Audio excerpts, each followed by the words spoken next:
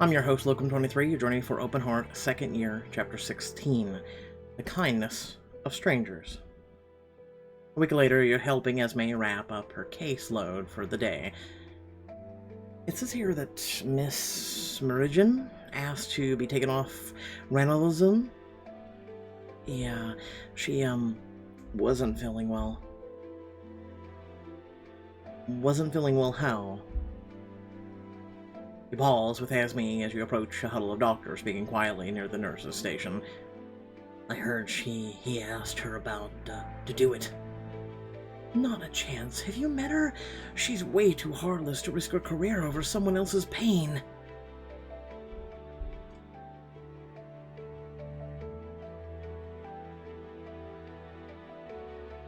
Esme,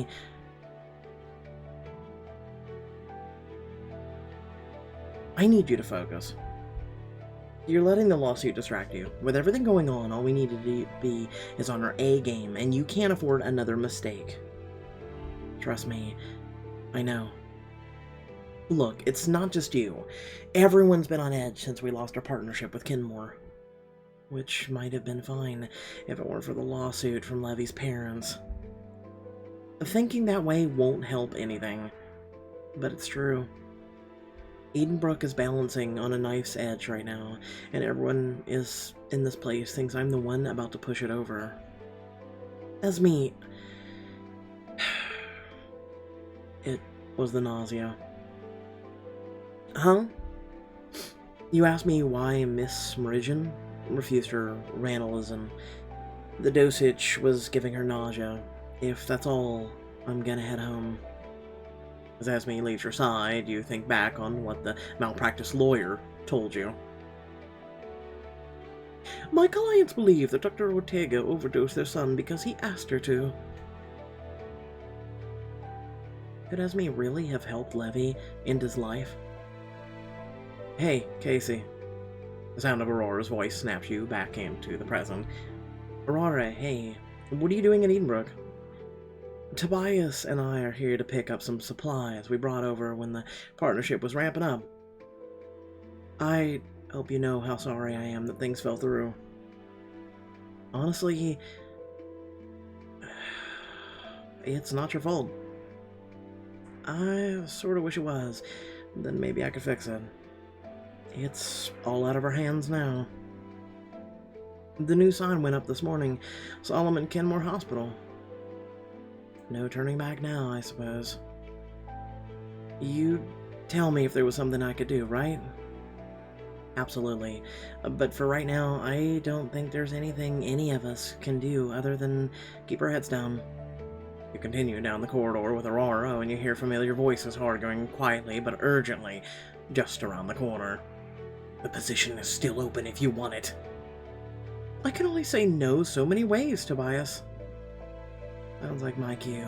I do not need my aunt and my boss chatting. Rory is about to round the corner when the sound of her name freezes her in her tracks. Stealing Aurora to punish me for turning you down didn't exactly warm me up to Kenmore. Stealing? What is she talking about? I didn't recruit her to punish you, Harper. I recruited her to entice you. I thought she might show you the possibilities. Oh, you just had to run your mouth, didn't you? He only hired me because of my aunt? Aurora... Maybe he's lying to her. Why would he do that? To make her feel better? I don't know. My point is, we don't have enough details to know anything for certain. Desperation flashes across her face. How can I face my colleagues again? How many of them know? Let's just slow down and take a breath here. That won't fix anything, Casey. I need people to listen to me, to respect me. If they don't think I only got the job because of my aunt... Aurora, I'm sure no one thinks that. And what about my patients? Would they even trust me if they knew this? Aurora's voice trembles as she fights back tears. I'm sorry, I need to get out of here. I'll be fine, I have to go. This really has shook her up. She definitely needs a friend right now. Console Aurora and show her once and for all what she's worth. Why not? Aurora speeds off down the hall towards the exit. Aurora, wait. You follow Aurora into the Edenbrook parking lot. She turns around to you, her eyes swollen with tears. Leave me alone, Casey. I'm fine. I don't need anyone's pity right now. I'm not here to pity you, Aurora. Forget your aunt for a second. You are an amazing doctor. Don't let them take that away from you. How can I ever forget my aunt? No one else does. I could cure cancer tomorrow, and the headlines would refer to me as the niece of esteemed surgeon, Dr. Harper Emery. Yeah, but you'd still be in the headline. You don't know what it's like to always be living in someone else's shadow. Aurora, everyone has challenges. I may not be related to a famous doctor, but getting to this point hasn't been easy for me, or Jackie, or Elijah. I get it, I'm just being whiny on top of everything else. That's not what I'm saying. I'm just saying everyone has doubts. Everyone feels like they're not enough sometimes. It's normal. I know. Sorry for snapping, I'm just hurt. I'm hurting. All I ever wanted to be was a good doctor, but maybe I just have to accept that I will always come second to being a good connection to my aunt. Alright, enough. Follow me now. Huh? There's something you need to see. Aurora follows you back inside to the free clinic, where a line of patients are already waiting to be seen. What are we doing here? Ignoring her question, you tell the nurse to send the next patient in. A troubled woman in her 20s enters the exam room. Good day, Miss Thompson. How are we feeling? It's my head. It won't stop hurting no matter what I do. And now my stomach's starting hurting too. You look closely at the woman's skin, which has a distinct sallowness. Out of the corner of your eye, you notice Aurora doing the same. So, headaches and stomach pain. Anything else out of the ordinary? My mouth has been dry for days. I know it doesn't sound like much, but I promise you I don't feel right. Can you please help me? You look pointedly to Aurora. Oh no, this is not my patient. She needs help. I know what you're trying to do. The woman places a hand over her forehead as she steadies herself against the table. Aurora?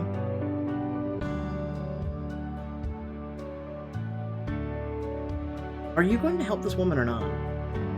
Fine. You need me to do your job for you? I'll do your job for you. You're showing signs of jaundice. How much alcohol do you drink? Not much. Maybe a couple glasses of wine on the weekends. Current medications? Nothing major, just birth control pills, and lately a lot of extra strength Tylenol for the headaches, but that's not prescription or anything. How much Tylenol? Maybe 10 pills a day? Sometimes more. It's just Tylenol, right? My head's been killing me. Ugh. 10 pills a day. Yeesh. Can I see your hand for a moment? The woman offers her hand, and Aurora lightly pinches the skin above her knuckles. It slowly returns to form. You have what's called acetaminophen toxicity from overdosing on Tylenol. That can happen? It's not all that common, but yes. Hormones in your birth control contributed. Fortunately, it will go away on its own once you lay off on the Tylenol. You also need to drink more water. You're dehydrated. It's probably part of why you've been having so many headaches in the first place. That's great news. Well, not great that it happened, but you know what I mean. Thank you. Before you leave, Miss Thompson, answer me one more thing. Why did you trust this doctor's diagnosis? I mean, because she clearly knows what she's talking about, doesn't she? Absolutely. Just a patient satisfaction survey we're conducting. Oh, well then, count me as satisfied. I've been so worried, but now I finally know what's going on. The woman leaves and Aurora crosses her arms. What was I supposed to prove? That your patients couldn't care less about how you got here. All they care about is having a doctor who cares about what happens to them.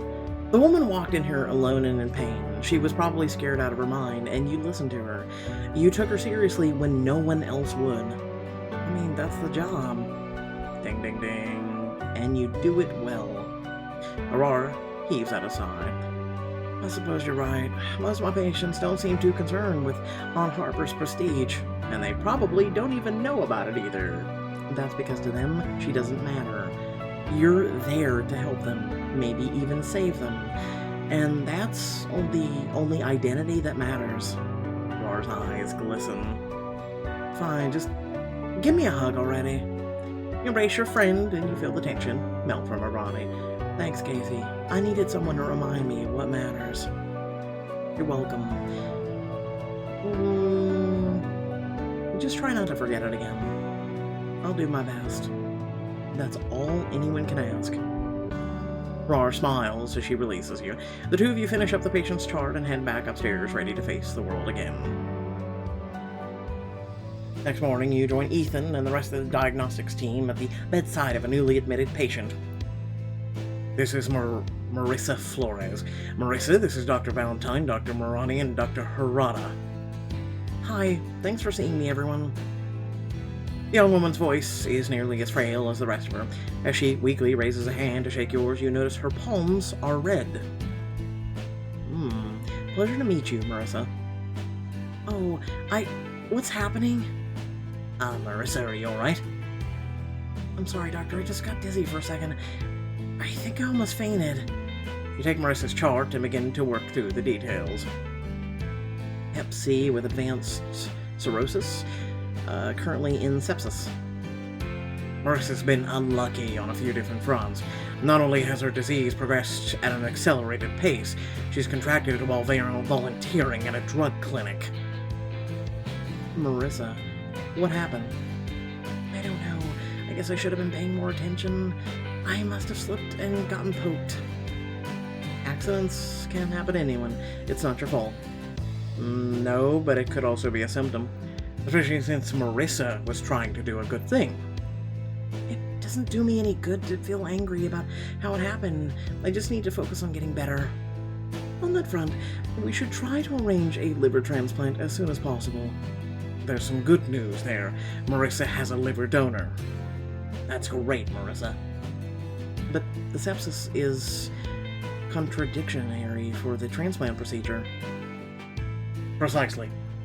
If we can't diagnose and cure her condition in the next 24 hours, we'll have to give the liver to someone else, so it doesn't go to waste. Marissa, when did the signs of infection first begin? Maybe 2 weeks ago. My stomach started hurting, and I started feeling tired, but I just assumed it was my liver. Can you describe the pain? A lot of cramping, mostly. Then I started feeling really nauseated, threw up a few times. Probably something gastrointestinal. Have you eaten or drunk? Drunk. Jesus Christ, Pixelberry. Drank anything unusual? I don't think so. I'm on a pretty strict diet because of the cirrhosis. Maybe something parasitic. Giardiasis or cryptosporadicis? Have you been feeling bloated? Gassy? Not really. It's mostly just cramps. Still, it's worth checking out. Let's run a full panel. How long will that take? I have to be honest, Marissa, even if we find out what's causing this right away, we'll be cutting it close. Marissa's mouth begins to quiver. She tries her best to hold together. Listen to me, Marissa. We are the best team in this hospital. If anyone can solve this, it's us. And right now, we're working for you. That's all I can ask. Thank you. Stay strong, Marissa. Hopefully we will have some answers for you soon. Ethan, Baz, and June depart the room as you collect a final sample of Marissa's blood for tests. Dr. Valentine, what happens to Freddy's liver if we can't cure my infection in time? It'll go to someone else. It will move to another patient. Otherwise, the organ would go to waste. Also, how does she know the name of the donor? You remove a filled canister from the line and replace it with another. I didn't realize you actually knew your donor. You must have known him pretty well if he specifically wanted his liver to go to you. Actually, I met him a few days ago, here at Edenbrook, in fact. Wow, you two must have been really connected. It was just an accident. The nurse came to tell me he had a visitor, but she got the room number screwed up. I overheard it, and it just made me sad to think of him in there all alone, so I asked if I could be moved into his room. We spent the whole night playing cards, telling dumb stories. He was such a funny guy, so sweet. It sounds like he was lucky you were there. Marissa's eyes tear up. I just wish I'd gotten to know him sooner. He died this morning, and they told me that it was his last request that I should have his liver. He didn't want me to die alone in here, like he did. It's like he gave me my whole life back, and now I might not be able to use it. I promise you, Marissa, we're going to do everything in our power to make sure you have a chance. Thank you, Dr. Valentine. I'm lucky to have you all on my side. Finish collecting the final sample of Marissa's blood and stand. I need to get this to the lab. We'll let you know the minute we learn anything. When you head out into the hall, you see that June has been waiting for you. What is it? I heard an interesting rumor this morning that involves your intern. That maybe Esme's mistake wasn't a mistake at all. And as concerning as this is, I need to get this blood to the lab. Let's talk about this either on the way or not at all. I won't guess at what happened. I wish I had your self-control. When I hear something like that, I can't help but wonder. Anyway, what I think doesn't matter. No one but Esme truly knows what happened. I'm sure it really was just an accident, which is too bad when you think about it. How do you figure? Hypothetically, if Levy's death were an accident, Edenbrook would be liable for the damage. That would probably tip us over the edge financially.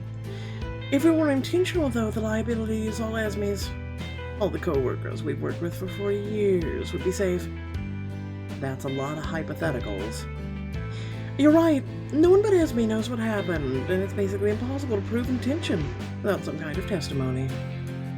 From Esme or from someone she worked closely with. You want me to tell them that Esme killed Levy on purpose? Don't put words in my mouth. I was just making an observation. Well, consider it observed. It's just too bad this lawsuit will probably be the end of Edenbrook, and we'll never even know if the ship deserved to go down. With a rueful smile, June turns and strides off down the hall, leaving you with your thoughts.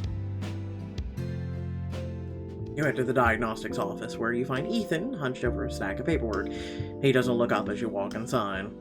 I've gotten the first round of results from Marissa's test. Nothing conclusive, but the fact that it doesn't show...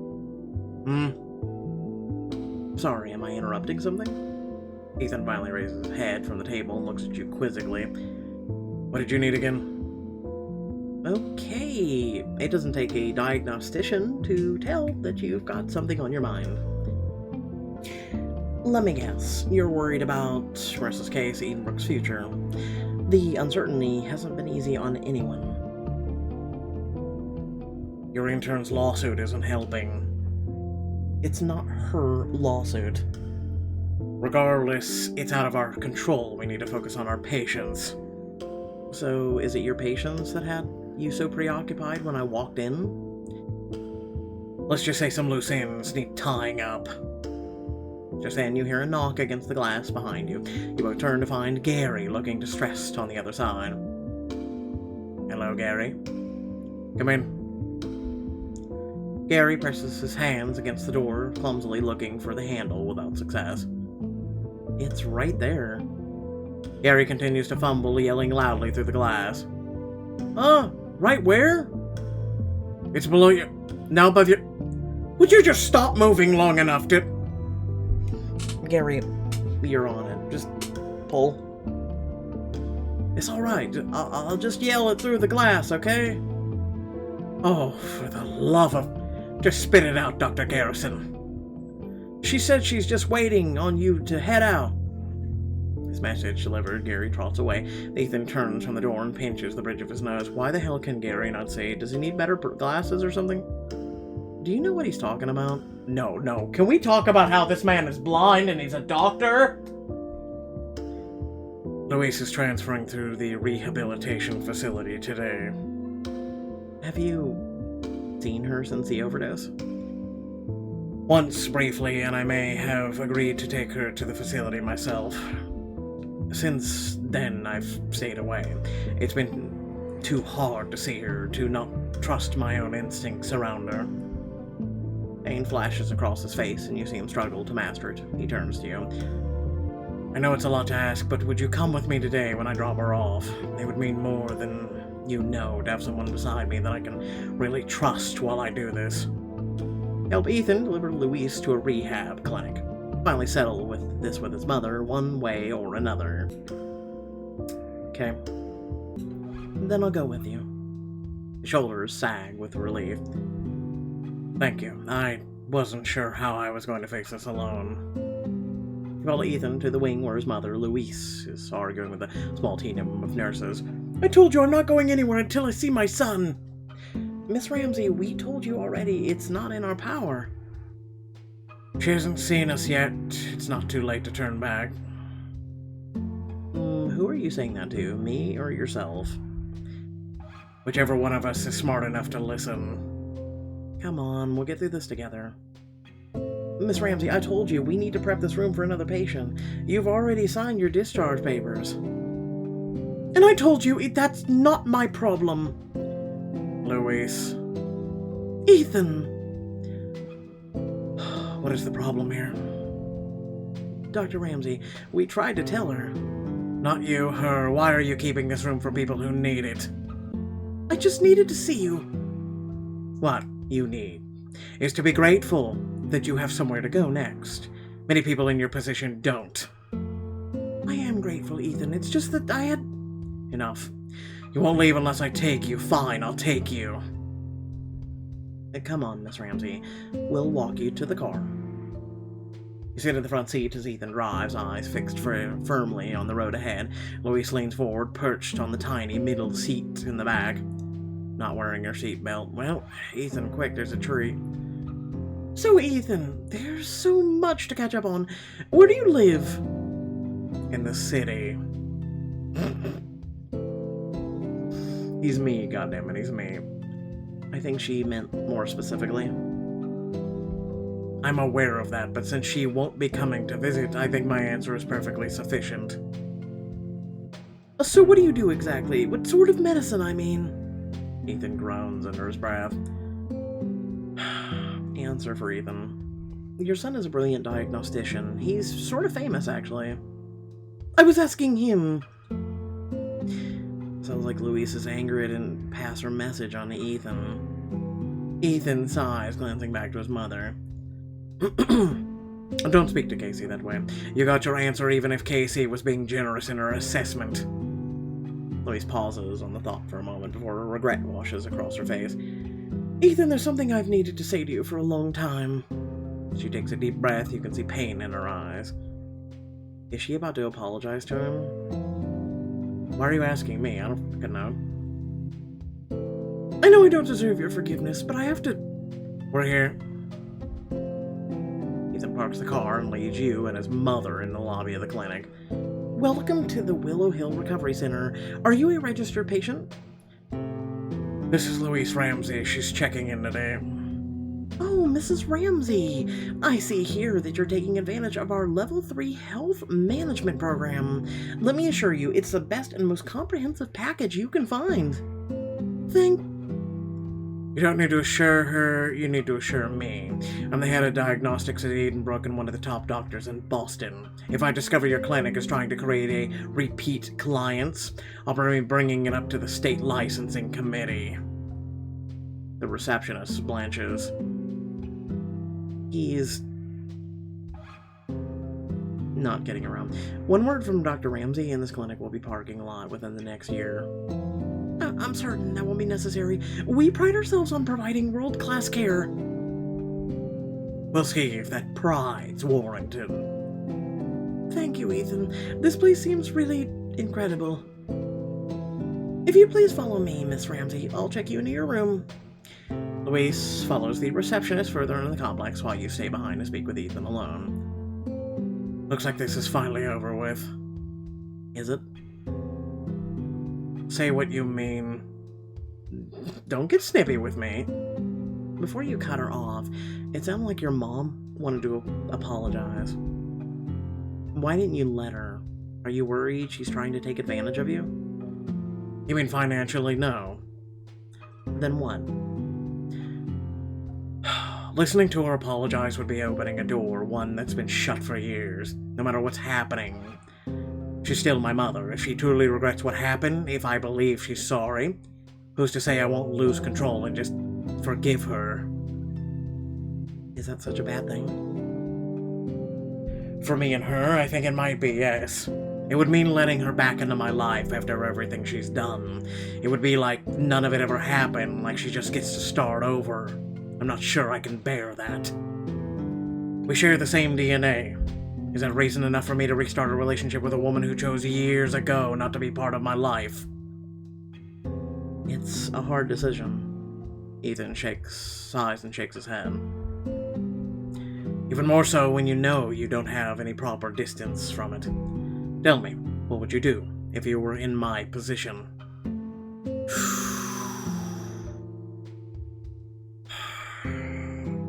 I'm gonna need to think about this, and we'll talk about this at the end of the video. So people like Casey, they've never experienced it. They would give her a second chance, and unfortunately so would I, and I have, like I said at the end of the video. Really, just like that. People change. And it's clear that she's trying to do better, that she wants to be better for you. People might not always deserve forgiveness, but that's not what it's about. It's about you letting go of your anger. This is as much for you as it is for her. Maybe you're right. Maybe it's time to let this go. You fall silent. Soon an attendant returns to lead you to his mother's room, where she's starting to settle in. I thought maybe you'd already left. Not yet. I was hoping to speak with you in private. Luis flashes a cold look in your direction. Listen, woman, I swear to God I am not in the mood today. Casey's here with me because I want her to be. You want to speak? Speak. Luis takes a breath, closes her eyes for a moment, and steels herself. You think it'd be easier to say something you've been practicing for 10 years? Son, I'm sorry. I'm so sorry for what I did. Maybe I should go. Please stay. Quietly take his hand. You take Ethan's hand in yours. He doesn't squeeze it, but he doesn't let go either. Back when I left, it didn't seem like I had a choice. I felt trapped in family life. I wanted more than that, better than that. Some job I did getting it, huh? She shakes her head and offers a humorous laugh. Ethan's jaw tightens almost imperceptibly. And what was so terrible about family life that you had to abandon us, me, without a word? I don't know. I should have been happy, I just couldn't be. I know this sounds silly, but I felt so restless. Back then, it seemed like settling down was abandoning everything that made me who I am, who I wanted to be. You look to Ethan, he's stone still, his jaw is set, but you can see dozens of emotions swirling in his eyes. It's hard to explain myself now, because even I don't understand it. I don't agree with the choice I made then. I lived with this regret for years, too ashamed and scared to come back and try to fix it. What changed? Once the addiction set in, really set in, I realized I might not have much time left. I knew I couldn't leave this world until I at least tried to make things right with you. I needed to see you at least one last time. Ethan slowly approaches Louise and sits on the edge of her bed. He places a hand over hers and looks up into her eyes. This won't be the last time. I'll be back to check on you in a few days. Things aren't okay between us. But I'm willing to see if maybe someday they can be. Oh, Ethan. Louise nods her head desperately, shaking the tears from her cheeks. Thank you. That's all I ever wanted. Back in the car, Ethan takes a moment to breathe before starting the engine. I'm proud of you. I couldn't have done it without you. So, how are you doing? Does it feel like you did the right thing? Who knows? But I'm cautiously optimistic. Obviously, it's the first step of a very long road, but it's surprisingly satisfying to have taken it. Then I'm glad for you. Nods, staring out the windshield with a haunted look. Ethan, what's going on? You can talk to me about it, I promise. I realized something back there when she spoke about feeling restless, uncompromising. It reminded me of myself. I always knew I didn't have much in common with my father, but to think I might have more in common with the woman that abandoned me, it's disquieting. Just because you share some personality traits doesn't mean you're doomed to repeat her mistakes. Perhaps not. Especially not when I have people like you in my life to watch out for me. Ethan turns to you. Thank you for being here with me today. I didn't want to do this alone, but it can be difficult for me to open up to people. You lean in and kiss Ethan softly as your lips touch. He lightly cups the back of your head, drawing you into him and prolonging the moment. For just a second, you lose yourself in the gentle pressure of his lips, and then with a sigh, he releases you. I should thank you more often. And I think I could learn to live with that.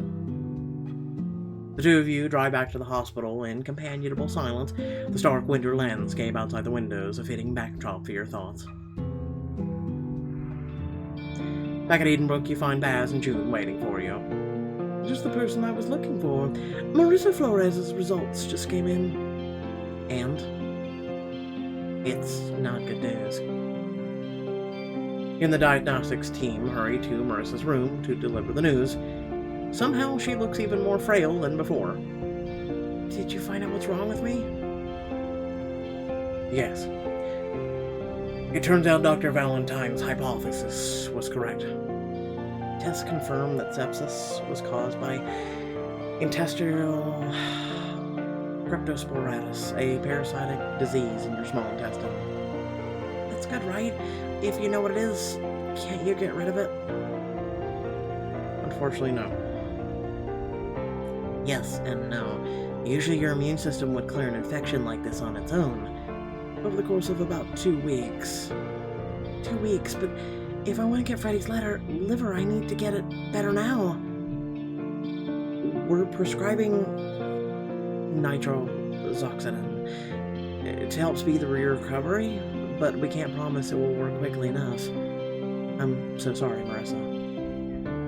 The young woman's breathing grows rapid as she begins to cry. I knew it was stupid to let myself actually hope this would work.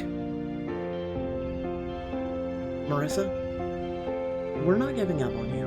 We promised to be here for you, and we're not going anywhere. I appreciate that, but it's not going to change anything, is it? I've seen this team break every expectation when it mattered most. We can do it again. Just stop already. I had a liver, and now I'm going to be dead because I get another shot at one. Or before. Marissa, I'm finished lying to myself. It's over, Dr. Valentine. We both know it's over. You follow Ethan and the team out into the hallway to confer. There has to be something else we can do. She was so close. If she loses his liver... I hear you and I'm upset too, but realistically, there's nothing we can do to change this. Maybe we could try to get her name moved up on the transplant list? Even if it were possible, doing so would endanger someone else's patient. Her immune system is solid. But what about adding, paramomycin or azithromycin to her drug regimen? We could try, but there's not much of either of those working faster than the, nitrozoxanine we're already giving her. I've seen cryptosporidus cases where the patients experience spontaneous recovery. So there's hope? I suppose that depends on how you look at it. If I had to put odds on it, I'd say 1 in a million.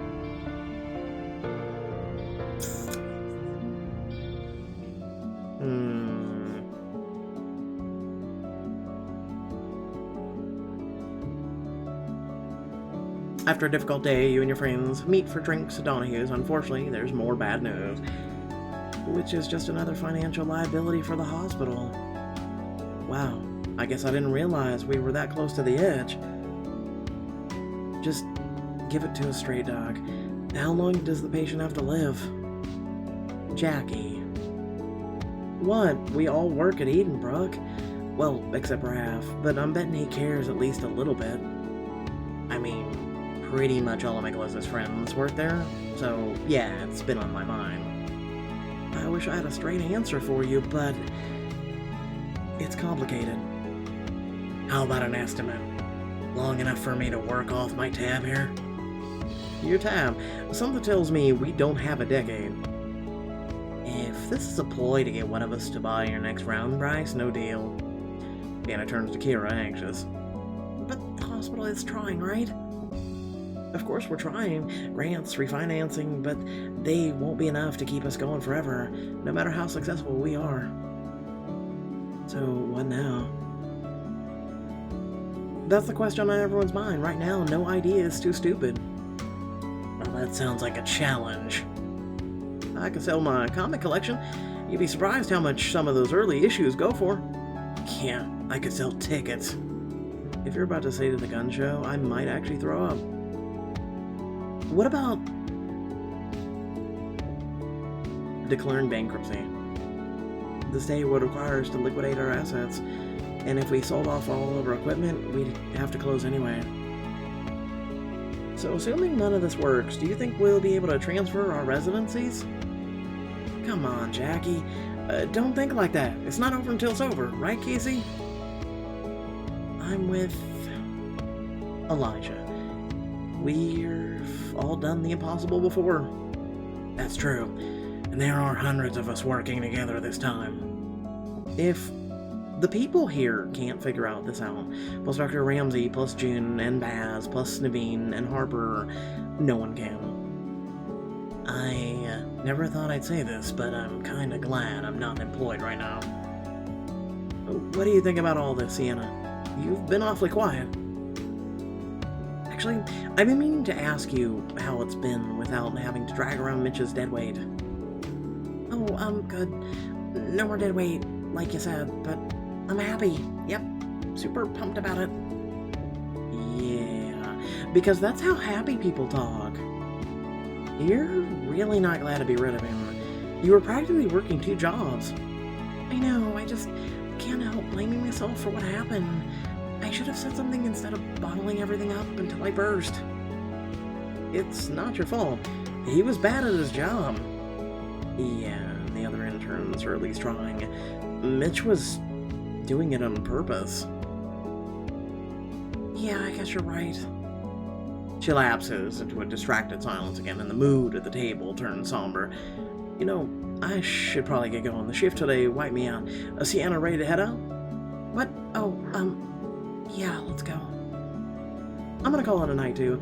I gotta build in an extra hour for staring at the ceiling and, running numbers in my mind.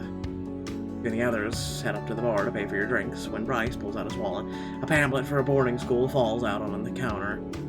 I know Edenbrook might be closing soon, but going back to school seems like a bit of an overreaction.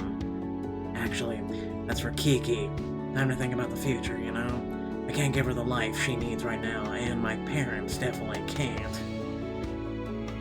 What do you think Kiki will make of it? Believe it or not, this was her idea. Then what do you make of it? If she's happy, I am.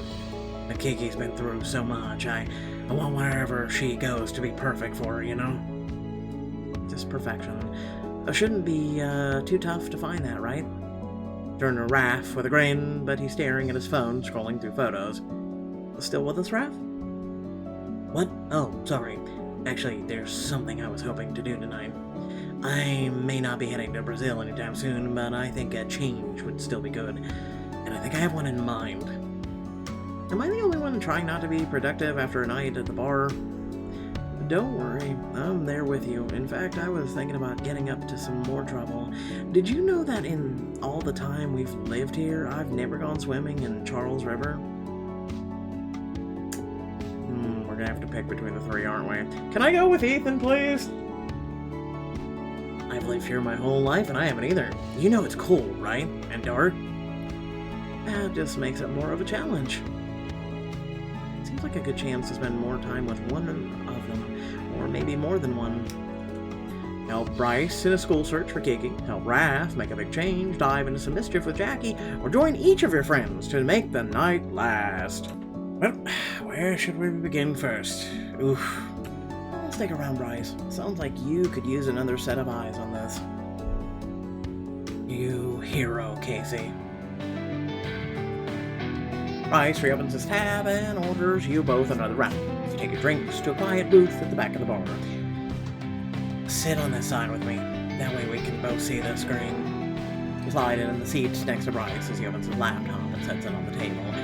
Last time I started my search for the best boarding schools, but let me guess, every school you found online was calling itself the best. It's almost like you've used a search engine before. Maybe the question isn't which school's best, but which one is best for Kiki. I like the way you're thinking. Where should we start? Let's find a school with the best academic reputation. Who the hell would pick uniforms? Definitely, she's so freaking smart.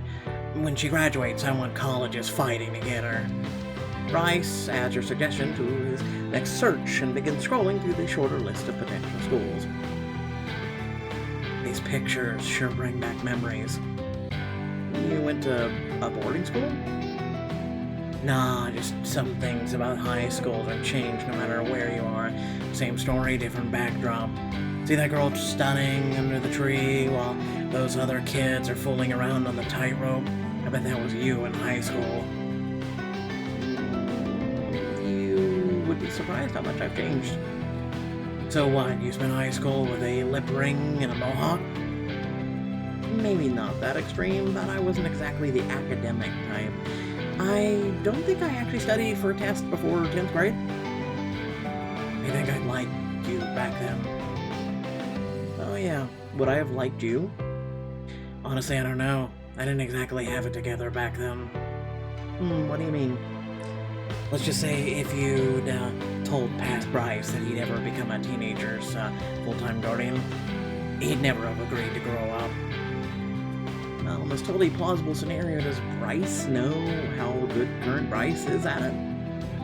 Thanks for saying that, but it's been a learning experience, as you know. So, was becoming a surgeon, and now look where you are, one of the most promising young surgeons in the country. You really think that's true? Well, that's where you're always telling me anyway. He laughs and clinks his glass against yours with a wink. You lock eyes as you both take a sip. Come on, less drinking, more thinking. You know things have gotten serious when someone says a rhyme that dork you with a straight face. The two of you been back down off the screen, scrolling through option after option. What about this one? Bryce opens up a listing from halfway down the search results page. Oh man, look at all the awards this place has won. Their Ivy acceptance rate is through the roof. Am I crazy, or does this place look pretty perfect for Kiki? You scroll further down the page and notice the annual tuition. No, you're not crazy, but I can't say the same for the price tag, and that's coming from someone who went to med school. Bryce's excitement fades as he reads over the cost. What was I thinking? I'll never be able to afford this. This can't be the only good school out there. It doesn't matter. They all cost a buttload. And I'm not my parents. Boarding school was a ridiculous idea. Do you think they'd be willing to help with the cost? Maybe, but Bryce trails off and looks down at the table. Hey, what's wrong? I know I complained about having to look after Kiki when she got here, but I guess part of me really wanted to prove that I could handle something that my parents couldn't. Bryce, have nothing to prove. If you want Kiki to go to school, then who cares how it happens? Even if your parents pay for all of it, you'll still be the reason she's going. I guess it's true. If my parents could have made this happen, we wouldn't even be having this conversation. Your parents are in Hawaii, right? What's the time difference? You could call them right now. Yeah, it's been a while since we talked, though. How long are we talking? If you don't count the text on Christmas, maybe last July. Okay, do you think we're up to it? For Kiki, I have to be. But swallowing my pride will be way easier if I finish the rest of this beer. Bryce quickly downs the second half of his drink. Would you like a whiskey with that? Because you're going to need it. Kiki will always remember what you did for her. Bryce nods, shakes out his arms, and places his phone on the table. I'm going to head out and give you some privacy. Thanks for staying tonight. Kiki owes you a bit of her future, too. As you leave on a huge, you hear Bryce behind you. Mom, it's me. No reason the night has to end already. Help Raph make a big choice. You text Raph to see if he's still up. He tells you to meet him in the North End. 20 minutes later, you're shivering outside of one of the neighborhood's dozens of Italian restaurants and cafes. Raph, if you wanted to take me on a restaurant tour of the North End, you're a couple hours too late. This place is closed. Don't look at the restaurant. Look above it. Raph points up the narrow red brick building to a small window glowing warmly against the night sky. That's what I brought you here to see. Okay. The building is old. Very old. The paint on the balconies is chipping in places, and the bricks have been weathered over the years, but there's a charm to it, too. Well, what do you think? So... what is the purpose of the building, is what I'd like to know first. It looks so dignified. Like the building version of an old wise man who could give you life advice on a park bench when you're having a really bad day. That's super specific. What can I say? Getting specific is the job of on the diagnostics team. Is there a reason we're assessing this specific building? The thing is, I'm thinking about moving here. And out of your old neighborhood, but you lived there your whole life. I always assumed you'd want to be buried there. I know you were planning on Brazil, but I guess I always assumed that would be temporary, like your semester abroad. Honestly, that was always my plan, which is kind of the issue. I love my neighborhood, but I never tried anything else. I know my roommates since we were in grammar school. I always lived within a block of my family, and honestly, I think I've been afraid to really be on my own. So it's time to make a change. Exactly. Brazil may not be in the cards for now, but that doesn't mean I can't try something new right here in Boston. I can make a change. Raph, that's great. It's always good to get out of your comfort zone. It may not be easy at first, but I'm sure you'll look back on this experience as one of the best of your life. I think so too. Your enthusiasm seems to be rubbing off on him, and Raph's eyes light up with new excitement. Can I show you the listing? It's way cooler on the inside. Oh yeah? What's it like? I'm imagining the set of an episode of Downtown Abbey, or maybe a VIP suite on the Titanic. That's what I thought too. Turns out we're both very, very wrong. Raph holds up his phone, showing you the pictures of an immaculately decorated room, decked out in tasteful modern furniture. Wow. Are you sure that's the right listing? Like, there's no way that's in the building we're looking at a second ago. Right? Then I triple check. The address checks out and everything. It's a little small, but not much more than a studio. But if it's just for you, you won't need that much more space than that, right? Exactly. Plus, it's such a great deal. Fully furnished utilities, including gas burner, central air, heat. It sounds like it's made for you. You better take this place before the clock strikes midnight and it disappears in a puff of smoke. You're right. In fact, you know what? I'm gonna do it. I'm gonna send the landlord an email right now.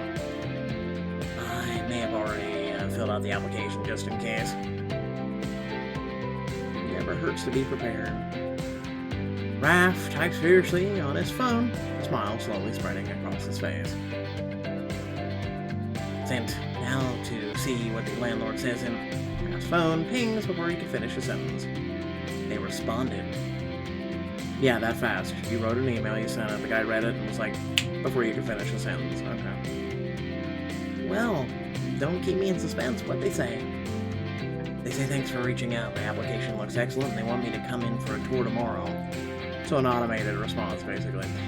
It looks like you better start packing your bags, because it sounds like that place is as good as yours. I think you may be right. I need to tell my roommate. Start packing. Vovo will want to visit with me, and then I can't believe it. I'm gonna move. Folks in the neighborhood are never gonna let me hear the end of it. Or maybe they'll just be excited to have another cool neighborhood to visit. I'm really doing this, aren't I? Raph barks out a laugh, his breath turning to steam in the cold night air. He looks at you, his eyes bright with anticipation. Thanks for coming out here with me tonight. I don't know if I would have had the guts to pull the trigger on this if it weren't for you. You don't have to thank me, Raph. I'm here for you, no matter what. And there's no way I'd let you pass up on a deal that good. The place is gonna be incredible. Now, to celebrate... Listen, he just broke up with his girlfriend and we barely have feelings for Raph, so... North End Gelato. I'm not walking away from the North End without a cup of gelato in my hand. Or both hands. I like your style, Casey. Come on, I know just the place. I may or may not have scouted out all the gelateries in the neighborhood when I first saw the apartment listing. I knew I liked hanging out with you for a reason. Soon you and Raph emerge from the gelatery, triumphant smiles on your faces and cups of gelato in your hands. You both take a bite of gelato, your eyes growing wide as the creamy, full flavor coats your entire palate. Alright, late night gelato might be my favorite thing about my new place. What about late night pizza? Oh, good point. Well, we're gonna have to start doing some serious food recon. That's just one of the many sacrifices I'm willing to make for you. He chuckles, giving you a contented smile. We should probably be getting back. There's a pretty important conversation I should be having with my roommate. Plus, I need to pace myself if I want to make it up the stairs on move-in day. But once that's done, you'll practically require more gelato, right? I'm pretty sure that's why they invented 4th floor walk-ups in the first place. You and Raph take your time winding your way through the North End as he walks you back to your apartment. No reason the night has to end already. Next up is Jackie, Midnight Swim. Text Jackie to see if you're too late, but she quickly texts you back to tell you she swung by the apartment to drop off a few things first. Looks like the water's not so fine after all. You meet her on the sidewalk outside of the apartment, shivering slightly at the chill in the air. Midnight Swim in the Charles, huh? Are you sure about this? Definitely not, but at least I know if it goes wrong, I have a doctor with me.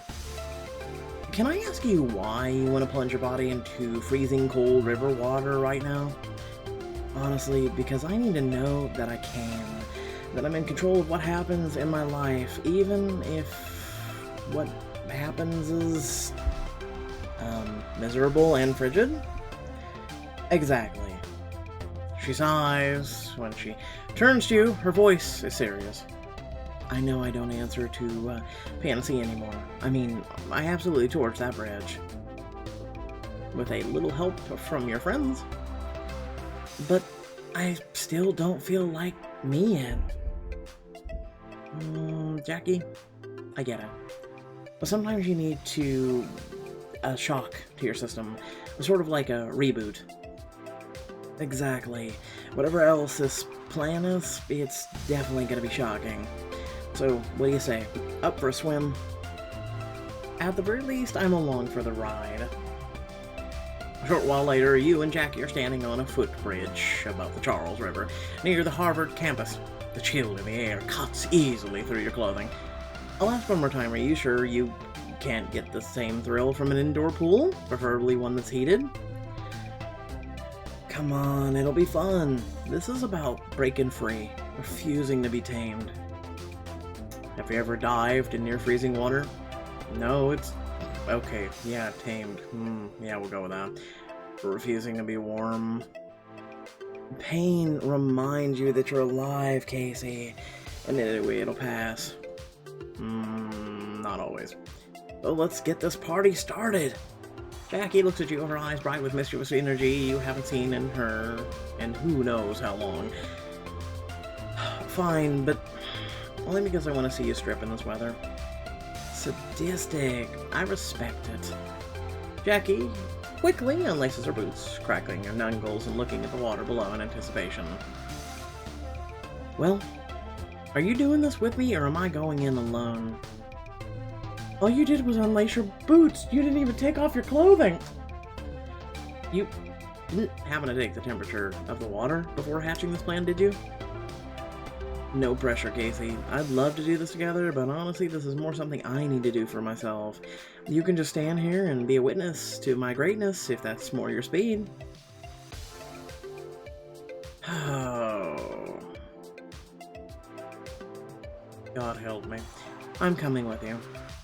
No way I'm gonna let you jump in a freezing river alone. We could die together. Especially since I know you'd never let me live down chickening out. I am incorrigible.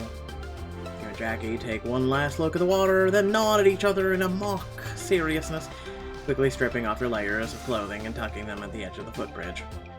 After you. Gladly. Jackie climbs onto the bridge railing and jumps off with a joyous shout, followed by a loud splash.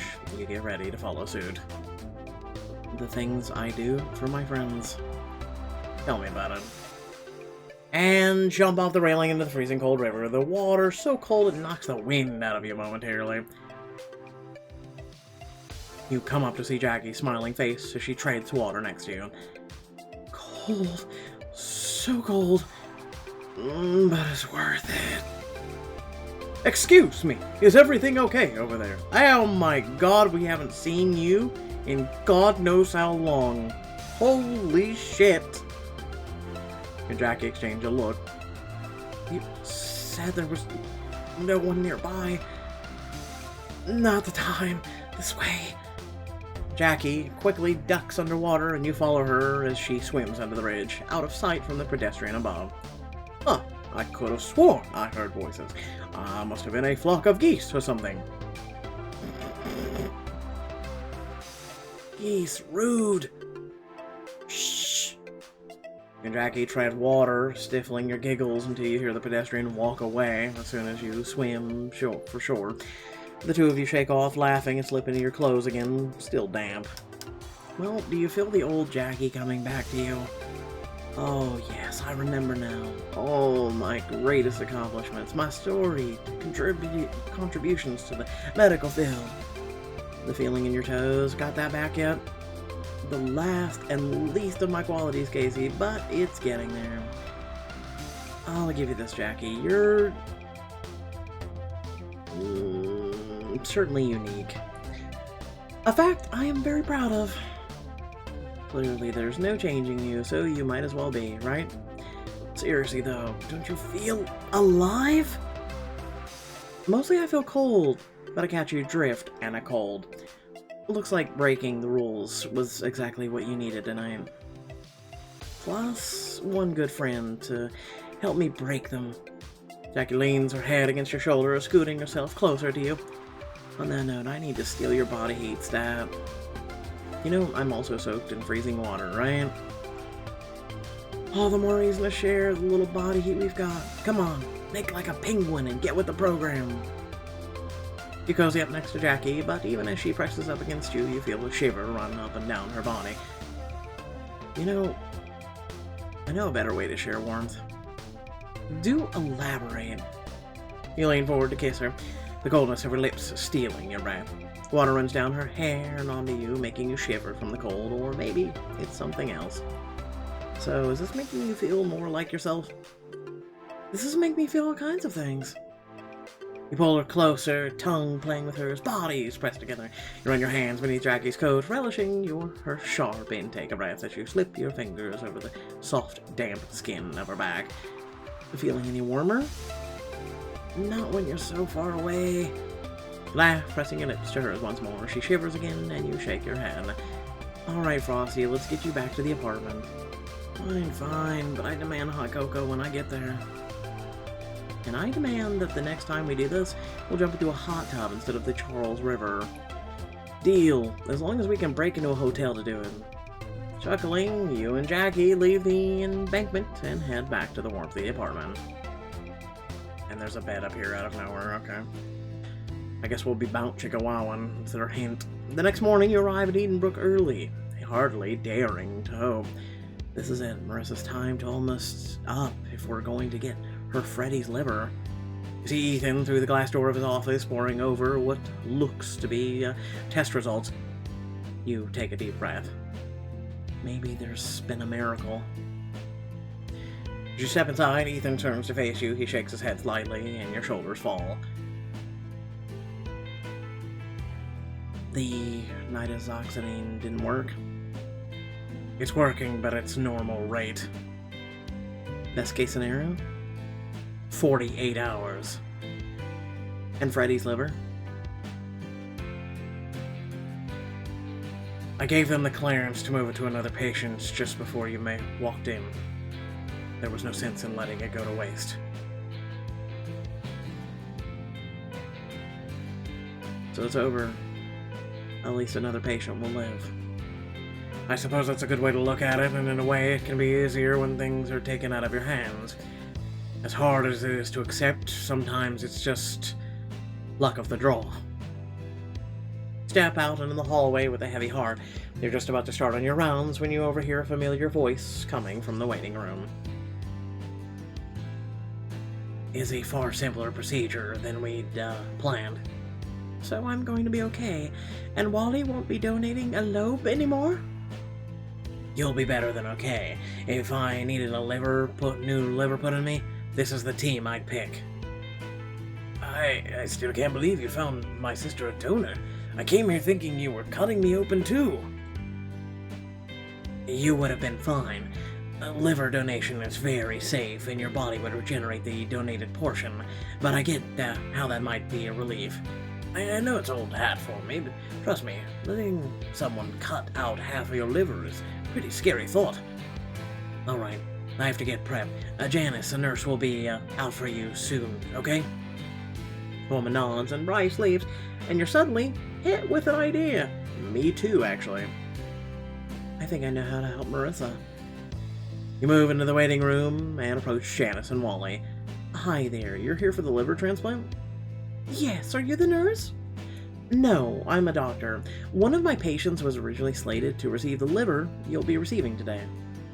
Oh, but I don't understand. Why won't your patient get it? Well, the donor wanted my patient to have it, but because of some bad timing, it moved on to you.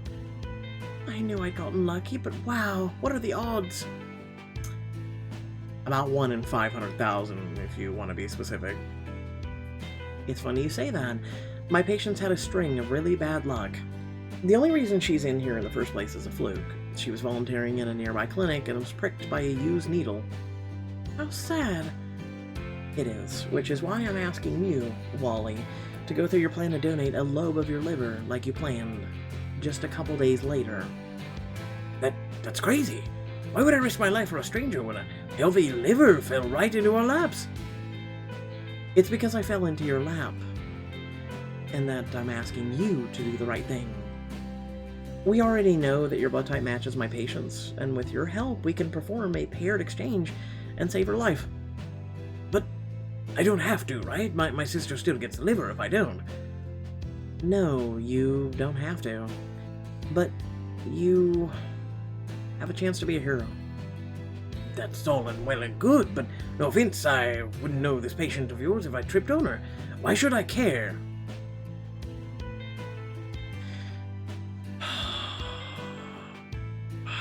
Because you should. You fucking should, man. Wally, what if our other patient had been me? But if someone else had the chance to save my life but wouldn't do it, how would you feel then? Wally's eyes go wide as the truth of his sister's words sink in. And I'll be safe. All surgeries, even your sister's, carry a risk. But yes, I believe you will be safe.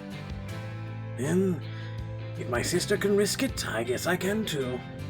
Janice smiles and squeezes her brother's hand as a nurse comes to take her away.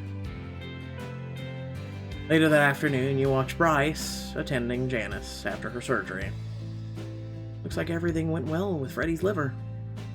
You look into the next room over at Wally spends time getting to know Marissa. And they let him into the clinic like that? There's not exactly a dress code. Well, still hopefully someone found him a towel or something. They laugh together as a hand falls lightly on your shoulder. You're looking happy. Not happy exactly, more relieved. It's nice to know that despite all horrible things that can happen, people still do the right thing. The kindness of strangers really is incredible, isn't it? She nods and then something sparks in her eyes. The kindness of strangers, huh? You sound like you're about to be up to something. Maybe. You'll see. As you're leaving work that evening, you see Esme sitting on a bench, waiting for a bus. June's words from the day before echo in your mind, and you approach the bench. You got a few seconds to talk. Considering my bus is late, I'd say I have anywhere between a few seconds and a few hours, but either way, yeah, sure. Esme, you know you can trust me, right? Sure. Then why haven't you opened up about what's been going on? You mean about Levy? His parents don't think it was an accident. They're not the only ones. Esme looks around nervously. I try to be careful like you taught me. Careful with the dosage or careful with... What are you saying exactly? But I didn't mean... I mean... Before I say anything else, at some point you're going to ask you what you think. So let me ask you first, do you think I did it? Do you think I killed him on purpose? I think...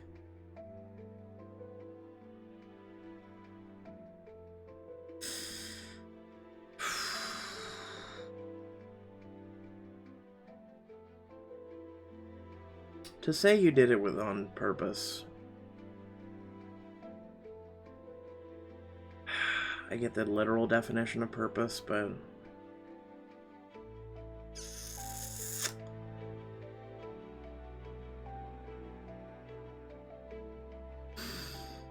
Gut. Go with your gut. Esme looks out into the distance and slowly nods her head. Okay. Well, am I right? Her bus finally arrives. She stands as the other passengers depart. Then she turns to you. My whole life, it's never mattered what I thought. It's other people's assumptions that mattered. And they're all that will matter now. That's a cop-out. I'm mad. The final passenger departs the bus. Esme steps on board without offering you a second glance. Esme... The door closes and you watch as the bus drives away, shrinking into the horizon. You've told Esme what you think, but what will it mean for Edenbrook? Keep playing to find out. Well, what you need to do is up on your screen. Like I said, I was going to talk at the end of this video about two things. First and foremost is about Ethan and the situation with his mother. So, this is going to be TLDR. I mean, there's a lot of complicated crap behind it, but long story short, I grew up being raised by my grandparents. My mother was rarely ever there, and my father, well, my father literally tried to, end my life when I was born, and my mother got away from him, but at the same time, he entered my life when I was about 15, 16, But he entered my life via a phone call because my mother had contacted him and wanted to, I don't know, see if he wanted to reason with it or something. I don't know. Moving on. Long story short, it was the one and only phone call I ever had with the man. He said he was going to try. Well, here's throwing some shade at you, Henry Duarte in New Mexico. You never did try. You never did call again. You never did try at all. So, yeah. Moving on to Esme. And moving on to one other thing that is linked to it. So Esme, I think they're one that's a cop-out, too. I just wish she'd stop for a second and actually have a talk with someone. And she's saying assumptions and whatnot are the only things that have ever mattered and the whole nine yards. No, I think you helped Levy. I think that's the way Pixelberry should have put it. I think she helped Levy. I think honestly she did. If she messed up, fine. Then just say you messed up. But long story short, if you also helped him, morally you're not wrong. Hospital-wise and legality-wise, you are, but again, we taught this talk in, one of the prior chapters, so let's move on from that. So Wally, huh? Wally not wanting to give a piece, a lobe of his liver, because, well, why should I care? Why should you care? Why should you care about someone else you've never met that, like he said, I mean, Pixelberry, I swear sometimes I wonder if they still watch my content, and I think they do. And, because, it's funny, I made that video very recently, and the site that was linked in that is completely shut down, and it's gone. It's gone. So, I think Pixelberry does watch. So, I want to say the following. Do you know I could live? My lung issue. Do you know I could live? So, I was turned down for transplants because welcome to Trump's America, and also the fact that pre-existing conditions and all that are being completely crapped on right now, and then also the fact that it's very expensive for lung transplants. It's very, very, very expensive. And so insurance companies don't want to pay for it, especially when you have a pre-existing condition. They don't want to pay for it. They don't give a shit. Welcome to Trump's America. Remember that when you go cast your vote this, October, November. So, do you know you only need one lung to live? And I'm not just saying this for myself, I'm saying this for everybody. There's a lot of people who are dying in this moment, in this end of this video, during this whole entire video. There's someone right now who had died because of a lack of a lung transplant, lack of a liver transplant, a lack of a lot of things, because a lot of people just do not care about their fellow man. I know you don't want to be inconvenienced, and that's human nature. But have you considered signing up for organ donor? Have you considered possibly giving a lobe of your liver to someone who matters? Have you considered giving a lung transplant to someone that needs a lung? We have a lot of redundant organs in our body that can be given to people. And yeah, if that one organ fails, you gotta hope that the kindness of someone else will help you. Say for instance, well, you gave a lobe when you were 20, hopefully someone gives you a lobe when you're 70, you know what I'm saying? So, if we all started caring more about one another, then, possibly this world could change. Just that simple kindness of giving something that is personally yours. Not a dollar, not something that is actually you. It's physically you. This world would be a better place. We'd start actually caring a little bit more about one another. And I know probably about 99% of you have already tuned out before the end of this video message. So most of you do anyway. Sorry, I mean, I'm just going based off of literally mathematical and scientific proof off of YouTube's how long do people actually watch your shit. So, sorry if I'm sounding a little dark and whatnot, but it's true. Long story short, if we actually cared about one another, we'd actually do better for one another. But I digress. Once again, thank you all for watching. Catch you all later. Peace out.